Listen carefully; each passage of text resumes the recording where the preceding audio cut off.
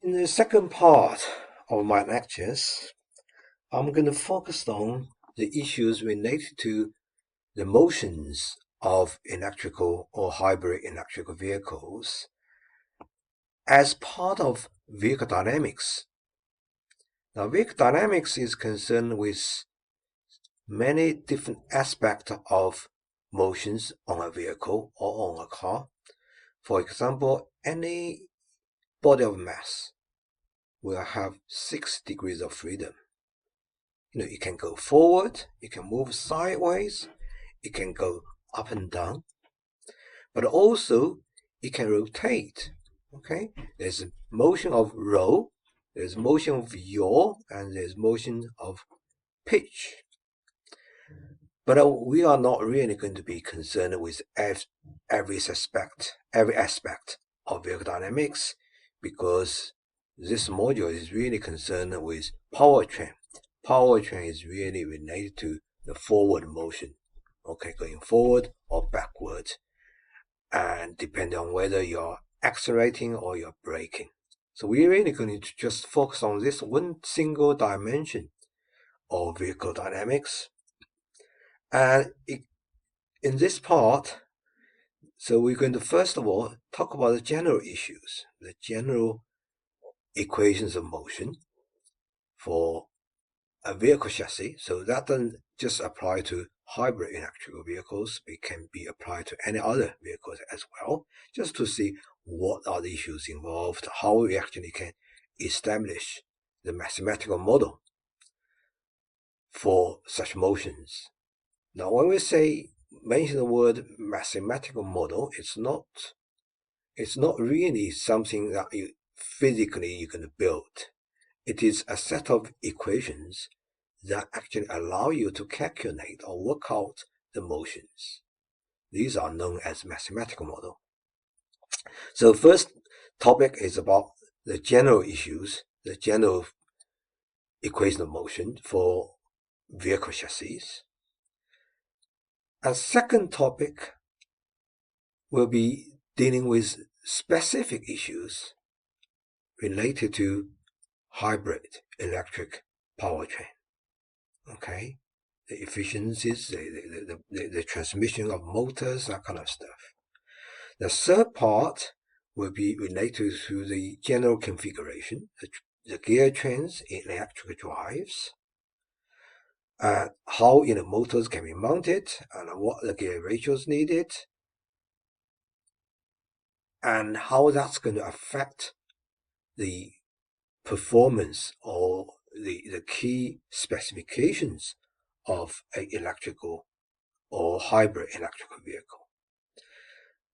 And also, there's also a coursework related to this topic, but that's going to be assigned and assessed separately. So on top of your exams, we have a coursework, as I mentioned in my introduction part, and that coursework is going to set this up, and I will provide a briefing for that topic as well. Okay, so first thing first, let's talk about, let me just get this PowerPoint going. So first thing first, let's talk about the vehicle chassis model. Basically, the mathematical relationships between the motions and the forces. Now, if you think about the motion of an object is governed by Newton's second law, F equals to ma, or the total force, the delta F equals to ma, as you see in the equation number 1. Now, so if you think about a vehicle, A is the acceleration, the forward acceleration of the vehicle. If it's positive, then it's going forward, and speed is going up. If A is negative, then speed is going down. It can move forward or going backwards, but it really doesn't matter.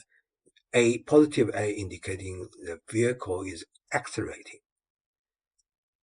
Negative A indicating the vehicle is decelerating. Okay. And V is the speed. Okay. A equals to dv dt. Now V, positive V, indicating the vehicle going forward. Negative V indicating vehicle going backward, means you're reversing. Okay, so let's get the basic definitions right. Now the forces on the left-hand side of that equation involves the traction force that's provided by the engine or the electrical motor. But also, you have to take away all the running resistances. So in equation 2, I actually swapped them around. So I moved the forces to the right-hand side of the equation. FTR represents the traction force. FRL means running load, indicating the combination of all running resistances. We're going to talk about that in more details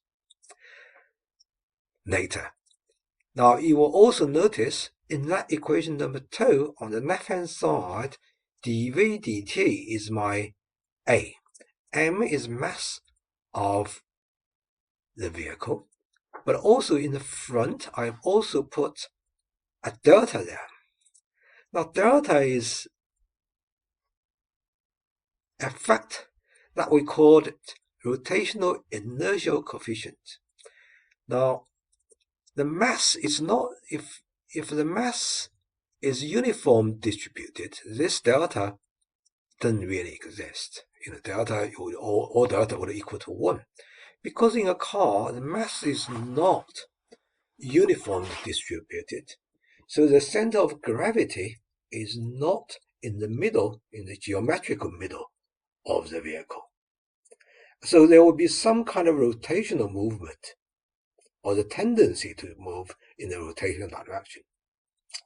That add a little bit effective mass or apparent mass to the vehicle.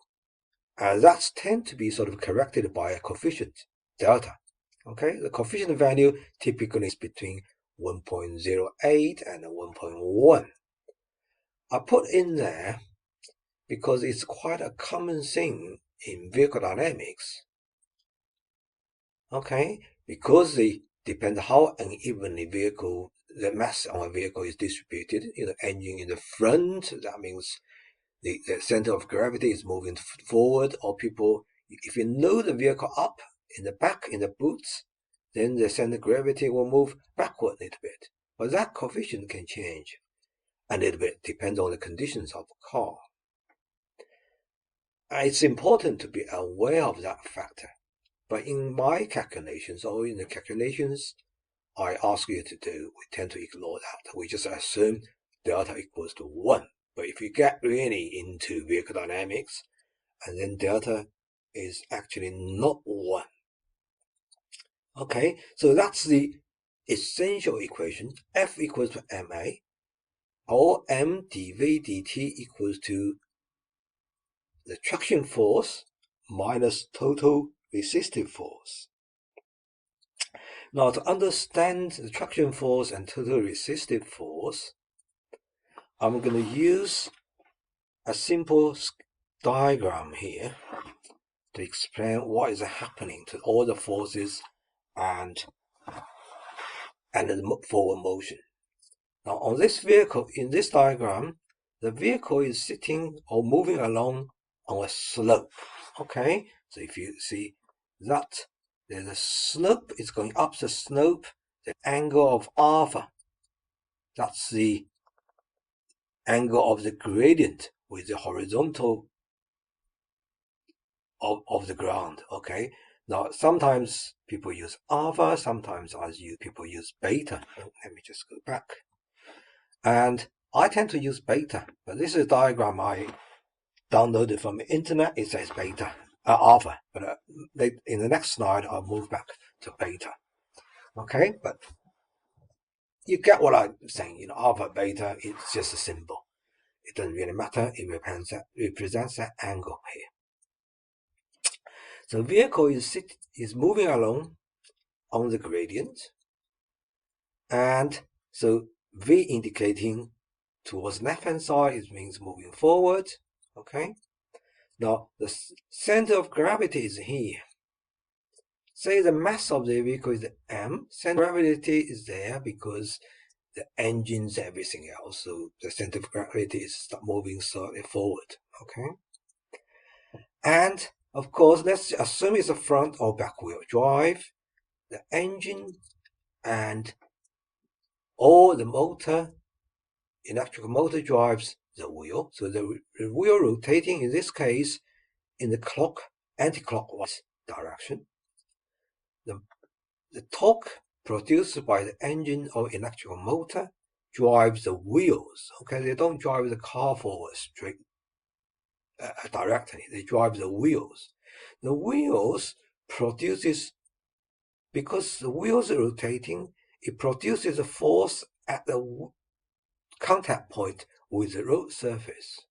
Now, assuming the torque produced by the motor or by the engine is T, say its torque is T, then this force equals to T divided by radius of that tire, of the wheel.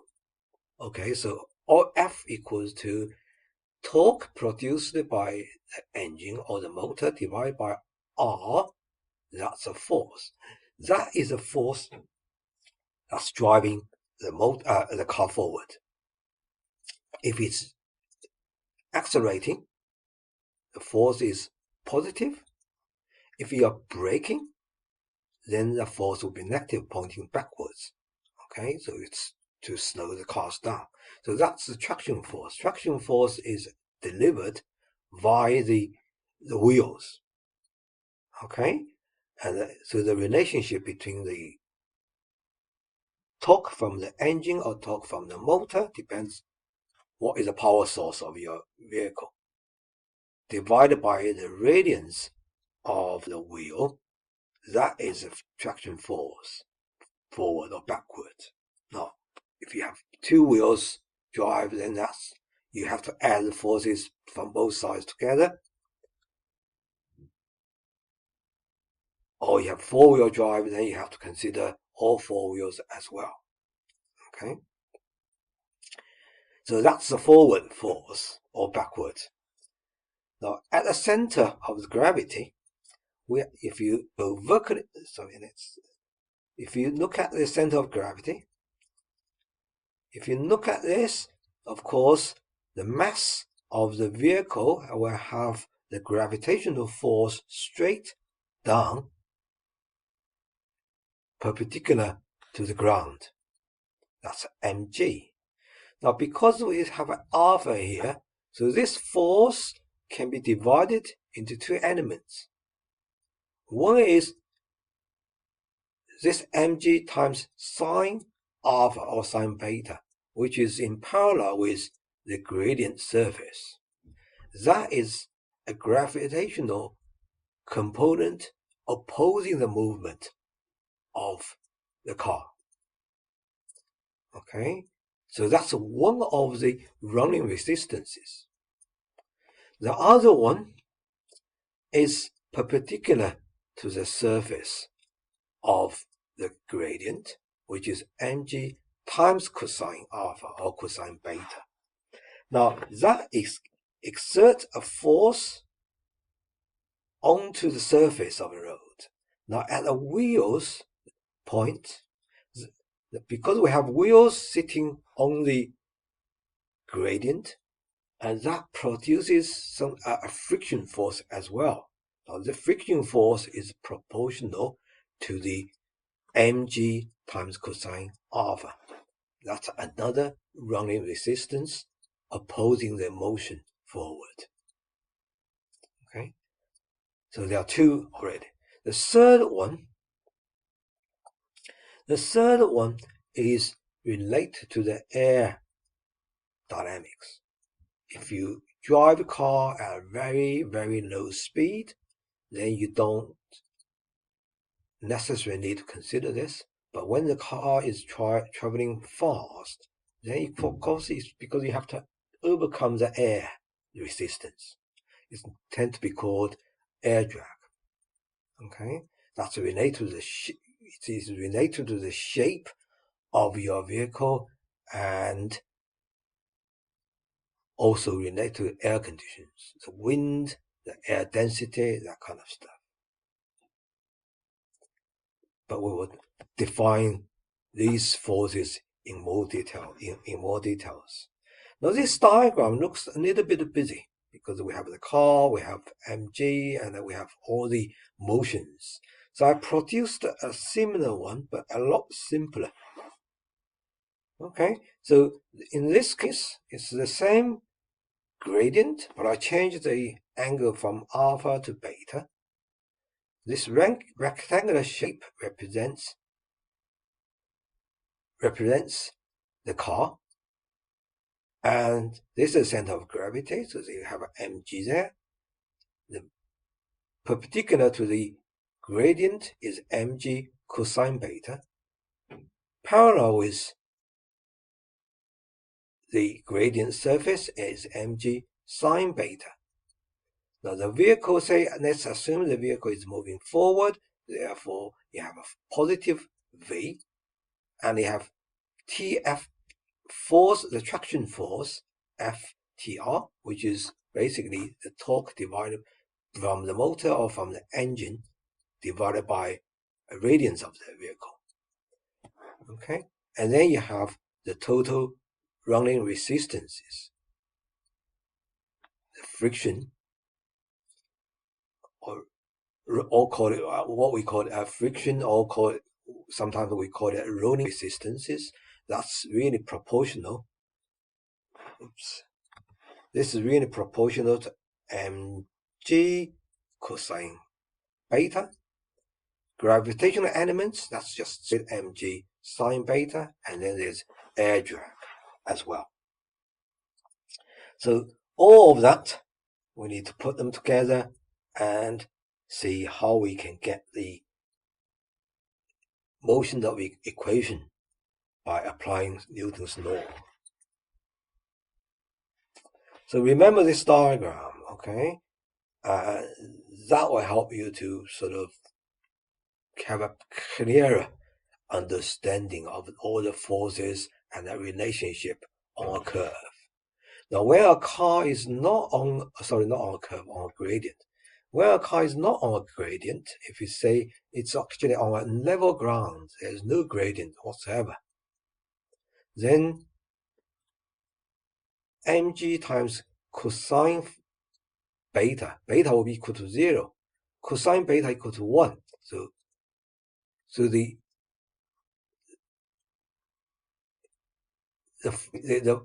gravitational element perpendicular to the surface, the running surface, is the same as the gravitational mg.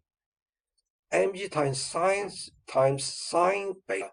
Sine beta or sine 0 equals to 0. So gravitational force opposing the motion doesn't exist anymore.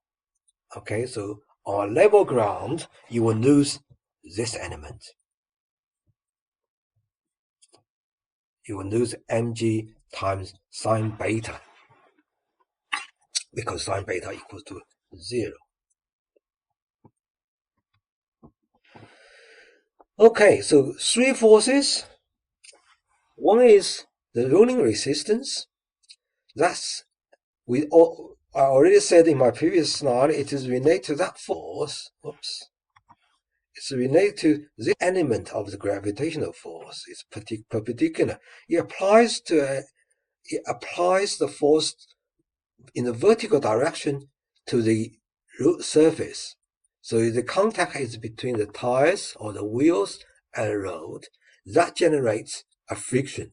But that friction is dependent on how much that force you apply, how much mg cosine beta is.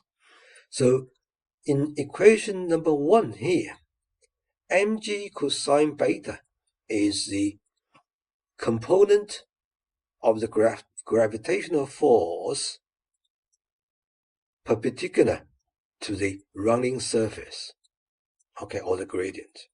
Fr is the friction or running friction coefficient.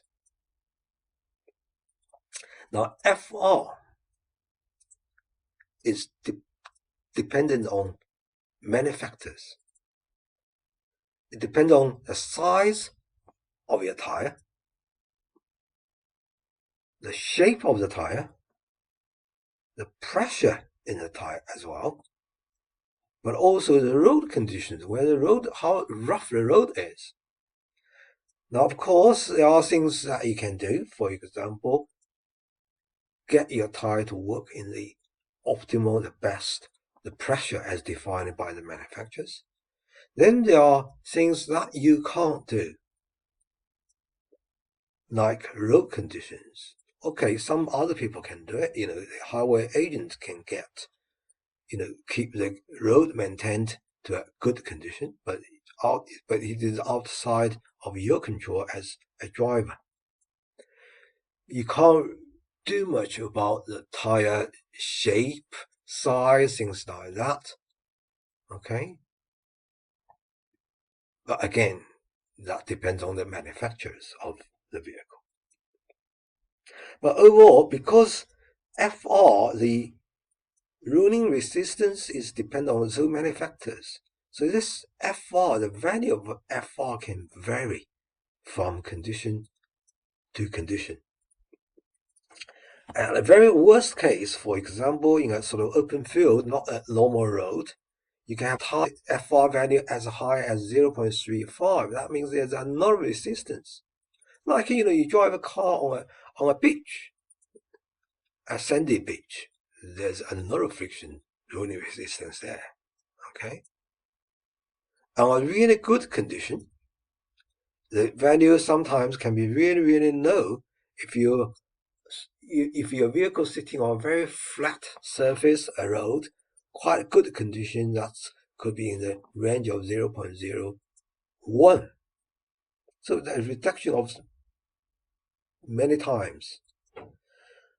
And better still, the wheels, if the wheels sitting on an iron surface, on an iron plate or rail, that friction or that resistance is even lower. The coefficient can be as low as 0.001, another 10 times lower. That's why, by the way, railway vehicles tend to have a much higher energy efficiency, because their rolling resistance are much lower. But that is a different subject altogether, so I'm not going to get into this too much. So that's rolling resistances. The gravitational force is straightforward. Okay, so mg times sine beta. That's the second force opposing the movement of the vehicle forward. Okay, m is a mass, g is a gravitational constant. Okay, we all know that value is 9.81 meter per second square, but I tend to sort of take a more relaxed view. If I only need to estimate values, so I just use 10. 9.81 is close enough to 10, so I use 10 meter per second square. The beta is a gradient angle of the road. Okay, now positive beta means it's going up, that gradient.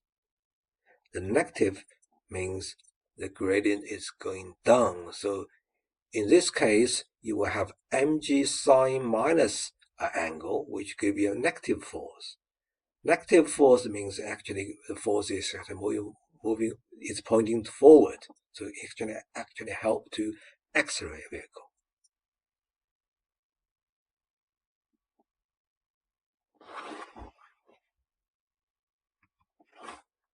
And the third one that tend to sort of oppose the movement forward of a car is known as air drag. Now, air drag approximately is defined in this equation here. Equation number 1, Fd equals to 1 over 2 mu CdAf v square. Now, this value there, the air density, now we have typical values of 1.1 to 1.5. AF here is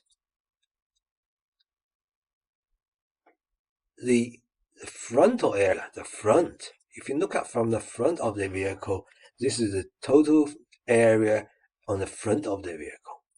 Obviously, it depends on the actual vehicle design, okay, and also the size of the vehicle as well.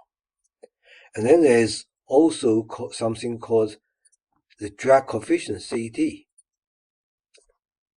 And that's just related to the vehicle dimension, related to sort of how the aerodynamics work.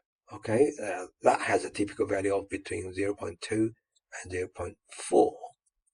But noticeably, this v square there, v is the vehicle forward speed, okay, or forward velocity. Now, because it's a square relationship, that means at high speed, you get a lot more running resistance or air drag. So air drag is really becomes significant when the speed is high. When the speed is low, that force is not really that high compared with other running resistances. It's the high speed that people need to watch out for. Okay, so bear that in mind. It's the air drag is proportional to the square of the vehicle speed or vehicle velocity. Okay, just to summarize what we've done so far.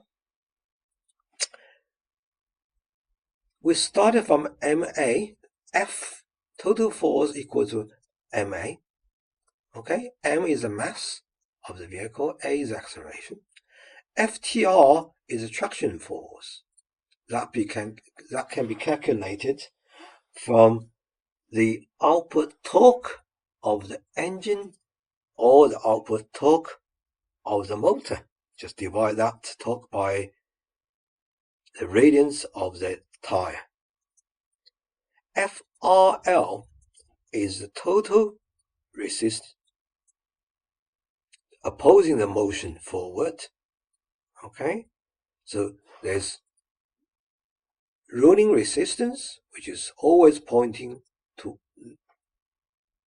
towards the back of the vehicle. That means it's always oppose the movement of forward motion.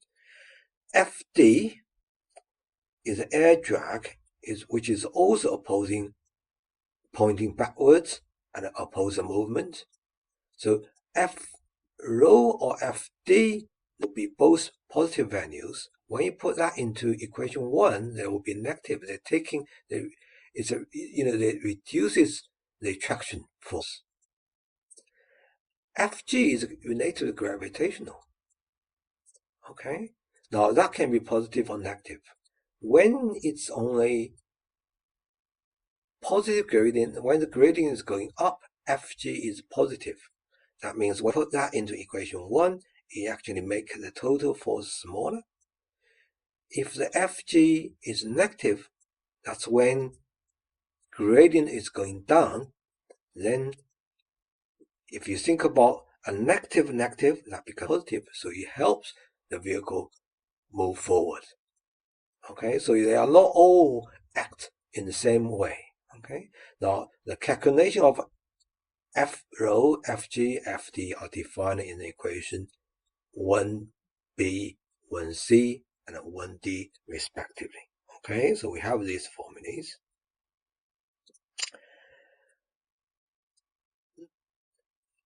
If I substitute all these forces into equation number 1, I get equation number 2. So I have MA equals to FTR, that's total force, the traction force, minus FR mg cosine phi, that's rolling resistance, minus mg sine beta, that's a contribution from the gravitational force on a gradient, and the final part, that's air drag. Okay, now bear in mind, not every single term will necessarily be there for all calculations. Okay, for example, at zero speed, when you just start, you can actually connect that because when v is very small. Or if you're on a level ground, you can actually connect that. Okay, or on a very smooth surface, this term can be quite small. But it's all about how to apply that formula. There's this single formula, but we can actually have a lot of different ways to use this formula. Okay, so in the next video, I'm going to discuss how this formula may be applied for different calculations with some examples and also some practical questions for you to do as well.